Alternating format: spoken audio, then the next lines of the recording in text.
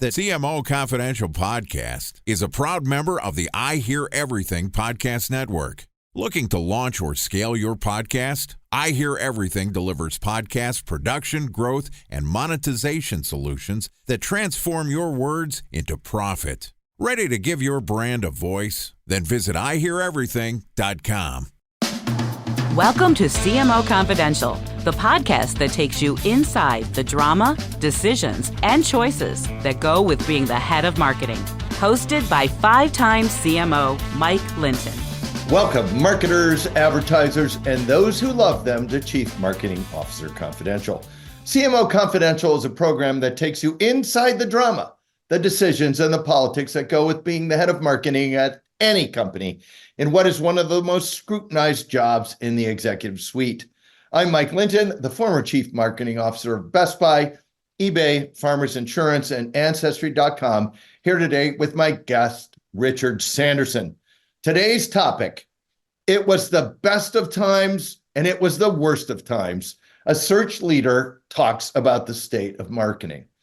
Now, Richard began his career at Russell Reynolds and Booz and Company, and then he moved to Spencer Stuart, where he leads the marketing and communications and sales practices all at once. He's in charge of a lot of stuff. He leads 25 searches per year for the CMO, CRO, CCO, and sales leadership positions. Full disclosure, I've known Richard for quite a while as he recruited me to the Allworth Financial Board. This is his second time on the show. Welcome, Richard. Thank you, Mike. Nice to be here again. Yes. Now, Richard, per the title of the show, the headlines for marketers are all over the map. Etsy and UPS eliminate the CMO role. Adweek says that CEO and CMO relationship is improving. Budgets have been slashed, particularly in B2B. AI is on the move. Your research has indicated CMOs don't actually have the short tenure we all thought they did. And you also stated it's the golden age of marketing. That's an awful lot of headlines that don't go together. What's really going on? Is this bipolar time for marketing? Tell us.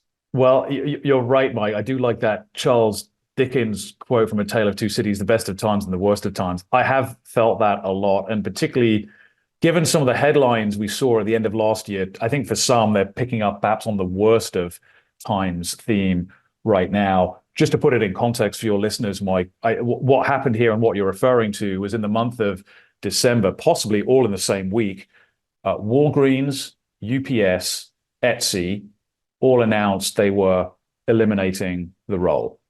And that started a few weeks and months of hand-wringing, various articles being written. I saw all sorts of chats and threads on LinkedIn having this moment of existential crisis. What is going on? Is it the beginning of the end for the CMO? All that good stuff. And the answer to that question is no, it's not. I think what we've done, we've taken, unfortunately, some pieces of bad news and tried to extrapolate in a way that doesn't make sense given the current environment. The media loves to just pound this story too, don't they?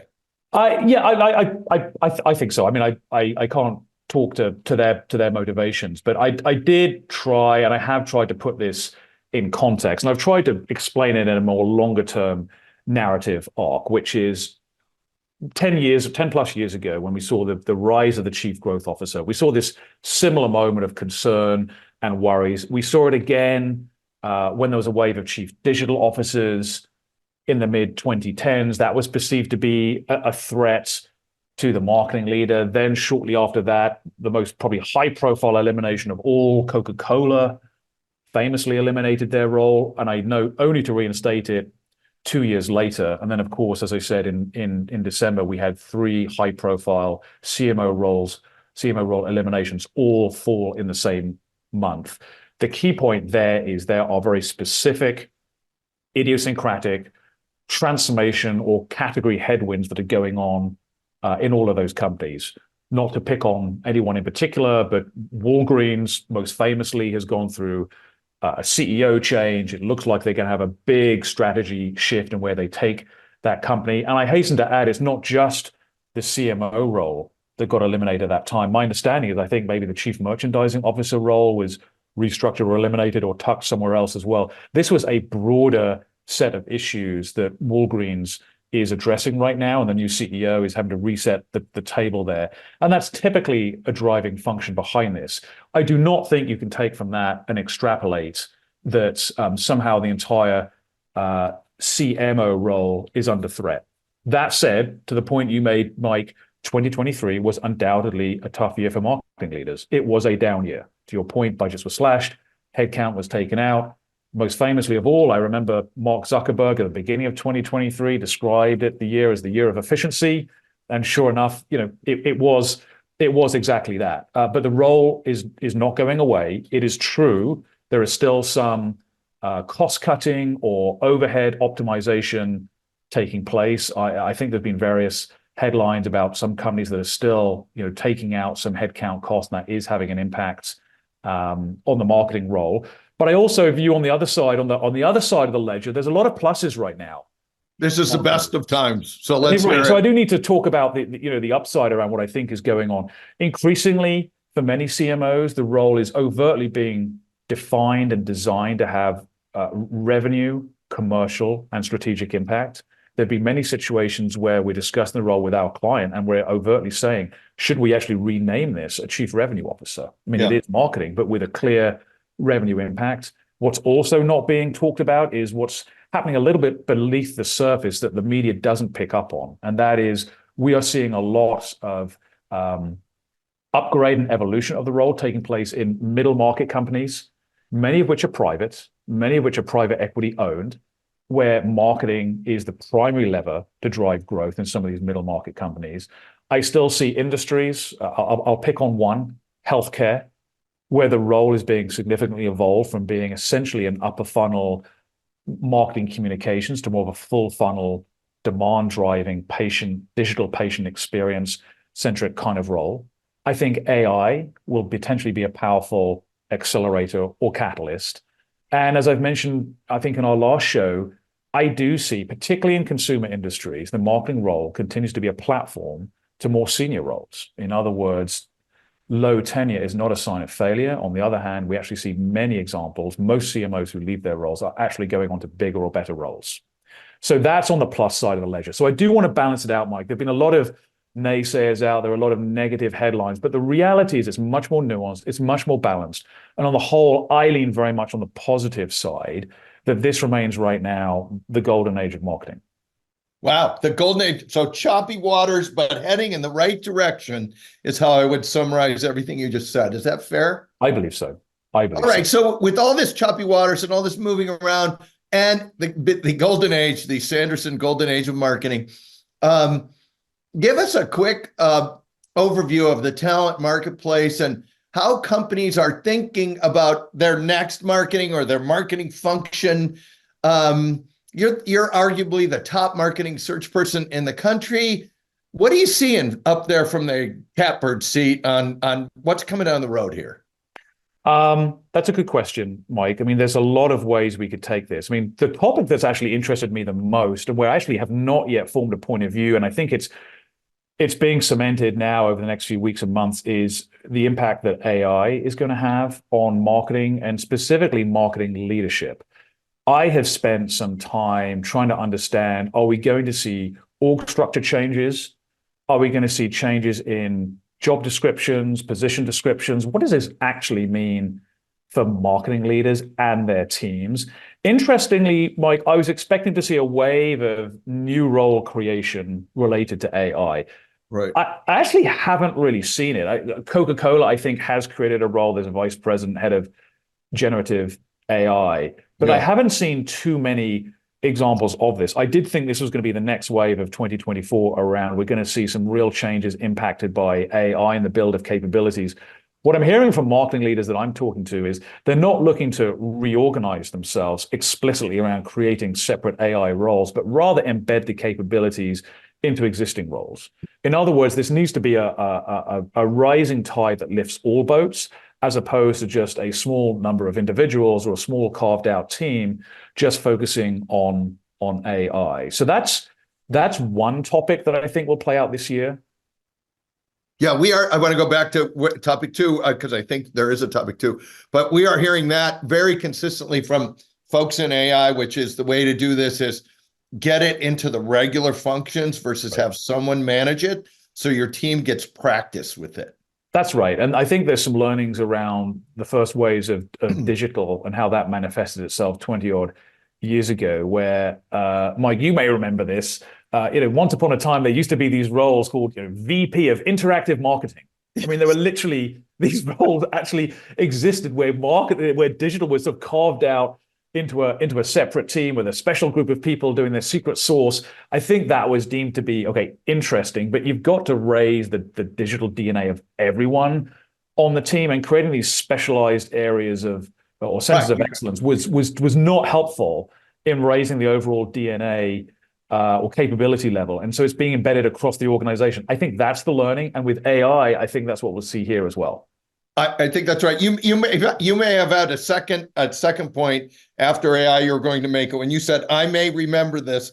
I wasn't sure whether that was a shot at my age or my memory. But so if there's more stuff from the catbird seat, we can go on it. Yeah, look, the other point I would make is just how complex the role has become over the last year. And AI is only going to add to that. I've always felt the modern marketing leader has to be now some magical combination of a brand visionary, a product marketing guru, some creative expert, but all the way through to being a data scientist, a marketing technologist, a life cycle marketing leader. It's hard to do it all. And I think that perhaps some of this concern about the role going away or the role evolving is not surprising when you think just how complex the role has become. And I think that role evolution is a natural reflection of just the fragmentation and the realignment that's happening of marketing, just because it's become such a broad church. It is a hard job. There's no consistent definition of what a CMO does. The metrics of success are highly ambiguous. And of course, it's the one job in the C-suite that everyone else thinks they can do as well. No one else is trying to, pretend you don't have 10 people in the C-suite all pretending they can be the general counsel or the chief financial officer. But everyone seems to have a point of view on marketing. So it is a uniquely interesting roles with a lot of pressures, and a lot has come within the scope of marketing as well. I mean, you've got to be constantly agile and learning to be continuously successful. Hey, let me push on this, because I think this is a really important point, and a number of our guests have said, look, the rush of technology, data, media channels have made the job super hard. Bob Leodice, the head of the ANA, said that tools are outpacing the practitioner. And Oren Hoffman said, in his mind, vendor management is one of the most important skills folks can have in the upcoming AI world. You just talked about how complicated the job is. Talk about those two quotes as you see them. Well, I think that the points are well made. And when I think about the CMO role, or whatever we're going to choose to call it now, increasingly I find that if you ask a marketing leader, what are they actually doing? I would say 10% of it is on the M bit, the marketing bit, but 90% of it is about the chief bit. Yeah. Which is thinking about, you have the right teams, the right talent, the right capabilities, the right relationships, the right vision, the right agenda, the right alignment with the enterprise and with the rest of the marketing teams? Do you have the right connection with the agencies? Increasingly, the role, I think, is focused on the C bit of CMO, as opposed to the M bit. Look, clearly you need to know enough to be dangerous. But I think as senior marketing leaders, actually making sure they have the right team around them equipped in the right way to deliver it. And that's where I think there's a focus on the C bit of CMO, more so than necessarily the M bit of CMO. Yeah, we called it on some earlier show, it's 90% C. There you go. Yeah, I agree. I do agree. 90% chief, 10% M. So I think that is a really important point, which is, do you have the skills actually to manage all this versus do it? Because you can't possibly do it all. You can't even probably understand it all enough to actually, do every job in your group, but you still have to lead it. And I think that is a really big skill. Can I come back on the media question? Because Fortune ran a story stating, and I quote, Fortune 500 companies are eliminating chief marketing officer roles as the position loses C-suite clout. You're in that article quoted saying marketing is more essential than ever. Those two things kind of feel bipolar. Tell us about that article and how readers should really be reacting to it. You may have kind of talked about this earlier, but I'd also like you get this pounding of media about what's going on in marketing that you're saying may or may not be true. Well, it's a really interesting article. I mean, just to remind your listeners or your viewers, the thrust of that article was, again, it was in the aftermath of those role eliminations we spoke about in December. Right. I think it goes on to quote something like only 70% of companies even have a CMO role. Right, only 70%. And we can, that's actually an interesting statistic. We can talk about that in comparison to other C-suite leadership roles, Mark, if you want to come back to that point. I think the article goes on to say or acknowledge, as we have just said, that look, it is a broad role, and increasingly it feels like being a generalist. And it also goes on to say, rather interestingly, very few CEOs have a marketing background, and by extension, maybe that means a lack of empathy or understanding around marketing. However, while some of the content of this story is right, I'm not sure I would have framed the headline in the way that they did. I don't think there's this sense of, well, first of all, I would take it in two parts. One, there's the sense of role elimination. And again, I think we spoke about a little bit about that there's been a lot of headlines around 3 role eliminations. By the way, there's been no discussion about role evolution or about role creation, which has happened, and I've got documented examples of it. And then the second bit, which I'm not sure I agree with in the headline, is this sense of losing clout. The content of the article, I think, is actually is fair and balanced and gives a both sides point of view. The headline, however, is a little bit more challenging, and so that's where I myself just have some concerns about how the content is being positioned in the headline. So tastefully put. What you really said is, I don't like the headline, but you can say it that way. You are so tasteful about it. You mentioned data, and you sent a bunch of data over to us before for the show about how many companies don't have the role, what's the tenure, what's the difference between B2B and B2C. Tell us just some highlights from the data you're seeing.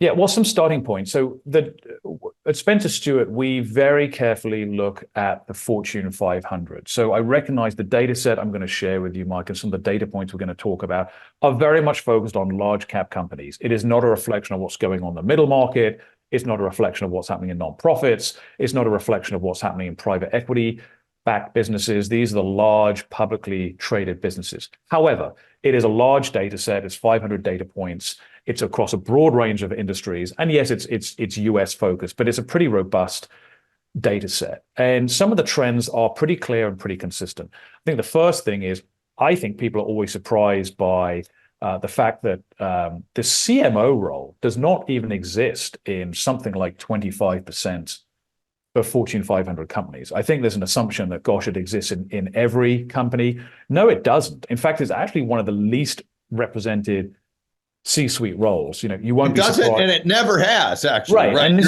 is it's not like it's a trend. It's never has. Correct. And it's always been consistent. Somewhere around this mid-20s of companies just don't have the role. Sometimes it's for structural reasons. Sometimes it's in industries where marketing just isn't as commercially impactful or strategically important as some other industries. But this trend has been consistent. Compare it, on the other hand, to, of course, out of 500 companies in the Fortune 500, 500 have CEOs, of course. Yes. But there are other roles that people might be surprised about. More companies in the Fortune 500 are more likely to have a chief communications officer than they are to have a chief marketing officer. They are much more likely to have a chief supply chain officer than they are to have a chief marketing officer. By our data, 90% of Fortune 500 companies right now have a chief supply chain officer, whereas right now, sitting in the role, 71% have a chief marketing officer. So I think the starting point is, this sense of elimination is well, look, the role has not existed in a lot of companies to start with. Yeah. So I think that always takes people by surprise. I think the other point I want to make is, look, roles are being created. This is often a reflection of organizational decisions, structural decisions companies make. Most commonly, this role elimination or creation is driven by decisions around how much to centralize versus decentralize or run in a hybrid structure. Right. Those are fundamental, strategic, operational, structural decisions that often impact not just marketing, but other places. And the important point to make, Mike, on this one is, even if there's not a chief marketing officer, it doesn't somehow mean that marketing is not important. You will nearly always find it in a head of a region, head of a business unit. There may not be the enterprise role. That doesn't mean that marketing doesn't exist and does not have significant impact in an organization. It's just structured a different way. And that's let me make sure our listeners are getting this right. And I'm hearing it right, which is, I hear you say you might not have a CMO because you might have like 8 different business units and you don't need a corporate CMO. You just need an enterprise head of comms to run all this stuff. And then you're going to have 8 VPs of marketing in your regions or product lines or whatever. That doesn't mean marketing doesn't matter. It just means there's no CMO job in the company. Is that fair? Yes, that is fair. And I hate to say this, I'm enough of a cynic that says, look, if you wait 3 or 4 years, just wait. The company will restructure. The pendulum goes back and forth on centralization versus decentralization versus spin-outs versus acquisitions. This is in most cases an organizational, strategic, structural decision. It is not that the knives are out for marketing or somehow the chief marketing officer is going to get it in the bag. That is, honestly, I do not see that as the agenda. So it's hard for me not to just tag on with McDonald's here, who eliminated their CMO role and then brought it back. Can you, any thoughts on that one? And is this just the ebb and flow of how people are structuring, or what? Because sometimes it looks schizophrenic when you watch company structure and restructure. I don't want to pick on one company. I actually think McDonald's is one of the most interesting companies out there from a marketing perspective. Doing well. They're doing tremendously well, by the way. I would hasten to add that I may be misspeaking here, but my understanding is McDonald's actually has 2 CMOs, not just one. Now that's again a reflection of their org structure. You have Morgan Flatley, who I think is running she has the global role, but my understanding is it's mostly the non-US marketing. And then you have Tariq Hassan, who was recruited by Spencer Stuart into the role, who's running the US marketing. Now that's an example of a company that has 2 CMOs. There you go. And good job getting Spencer into that discussion. Very tasteful. How about the trends you're seeing in between B2B and B2C? Yeah, so this is a good one because we are seeing some differences. I mean, here's the headlines on this one. B2C companies are more likely to have a chief marketing officer, but they're also going to have slightly lower tenure. So what I mean by this, let me just give you the stats. So 78% of B2C companies have a chief marketing officer, 65% of B2B companies have a chief marketing officer. The tenure, on the other hand, is about 4 years on the B2C side, but 4.5 years on the B2B side. So you've got a lower frequency of marketing leaders on B2B, but with higher tenure, and the opposite on the B2C side. Awesome. So we've talked about all the complexity here facing marketers. If I'm sitting here and I want to be a CMO because it is the golden age of marketing, I'm currently a VP or director. What should I be doing now so that someone like Richard Sanderson calls me for an opening? Well, okay, good question. Number one, it's increasingly hard to plan a career. But let's assume there are a few things in your control. I am increasingly feeling, when I look at resumes, when my clients are looking at resumes with me, increasingly we're trying to find marketing leaders who can straddle what I feel has become a bit of a chasm, the sense of you're either on the brand side or you're on the performance side.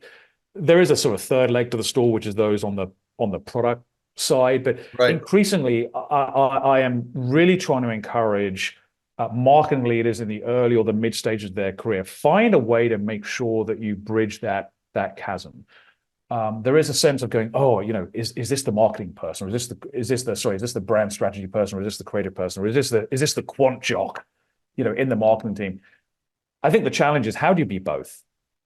And it's not just a challenge for the mid-level manager, director, maybe junior VP. It's also a challenge for the incumbent marketing leader, him or herself, around how do you develop your team in the right way. I'll sometimes challenge them and say, when was the last time you put your creative director to become your VP of performance marketing? Never happened. Well, do people have to leave a company to get that? Because one of the things that is really hard, at least I've experienced in some places, is it's incredibly challenging to get someone to do what you just said, because then you have to move two people versus move to another company and get another remit where you actually also have to learn it. You can't lean just on your skill. Does Spencer look at folks like that when they come in as more well-rounded, or can you get it more in your own company?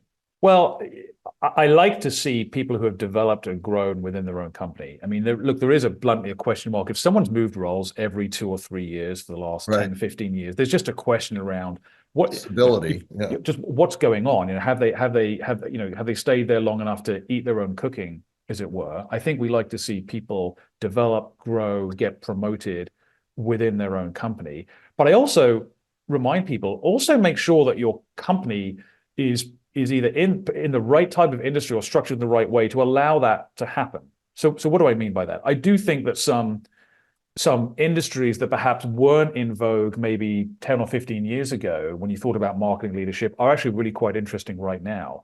The example I pick on the most, and I know you've spent some time in this industry, is actually financial services. Oh, yeah. I mean, 20 years ago, I would say, and I think it's fair to say, there's very few top-tier marketing leaders would have thought of financial services as the place to go to have a particularly challenging or rewarding or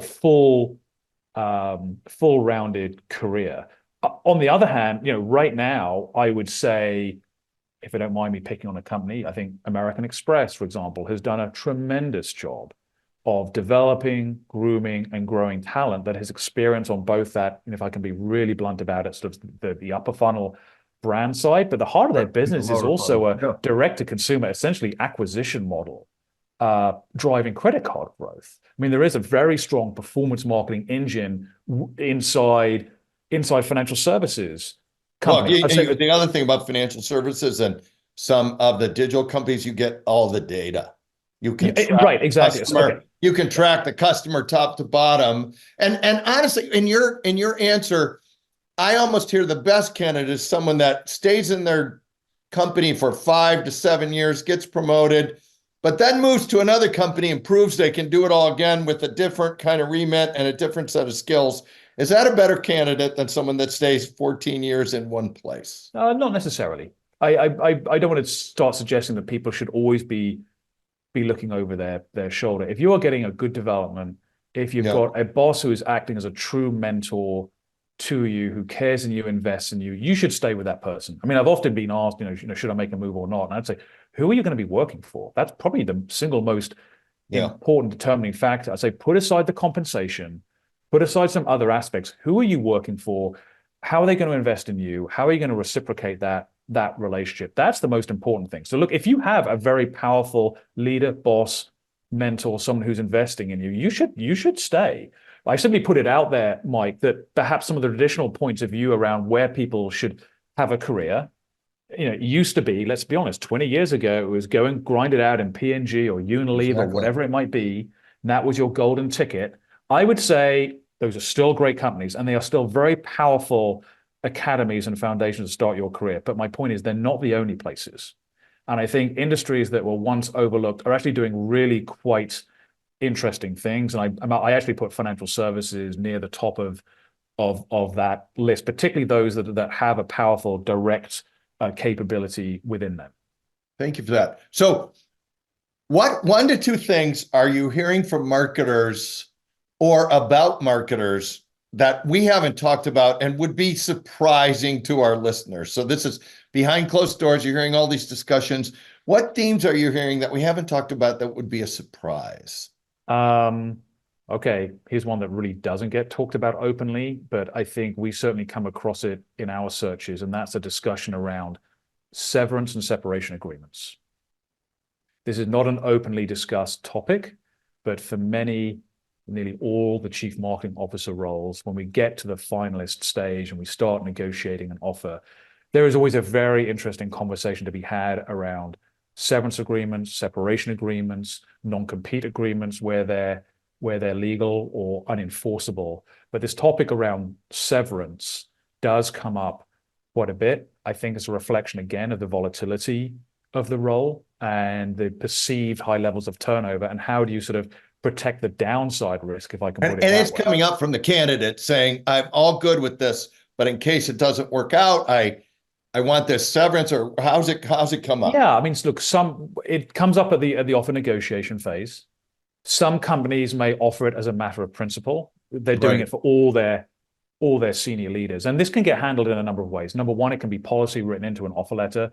Sometimes it's not written into an offer letter, but it is the standing policy of the company, but candidates will ask to see it.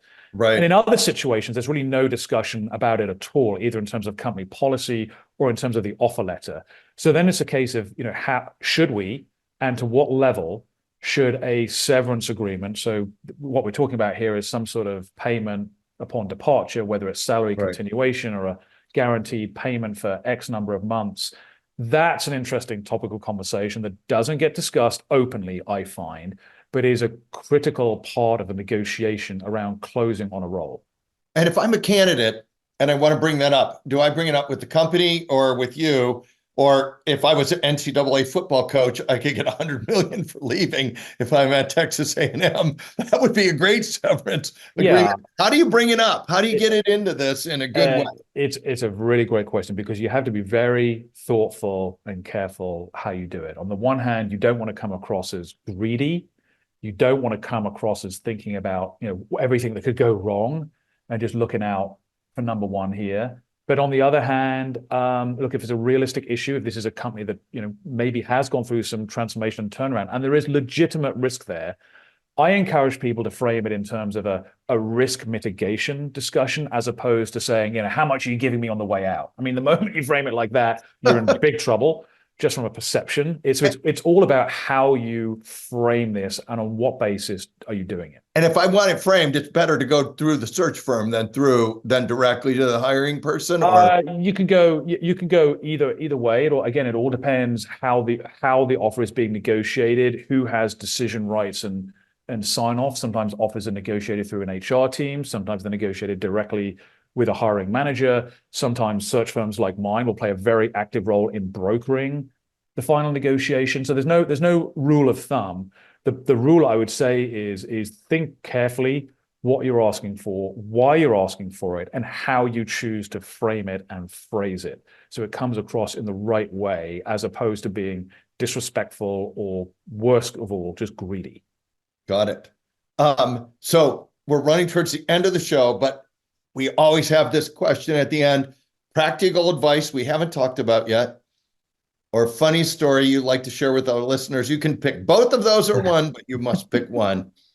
Well, the funny story, in my line of work, it's always the stuff that you don't think about that sometimes comes back to bite you and can actually be quite funny. And I would say, when I think about some of the most sort of amusing situations that put a smile on my face, I haven't personally experienced this, but I've heard this from my colleagues a number of times. It's nearly always around relocation stories.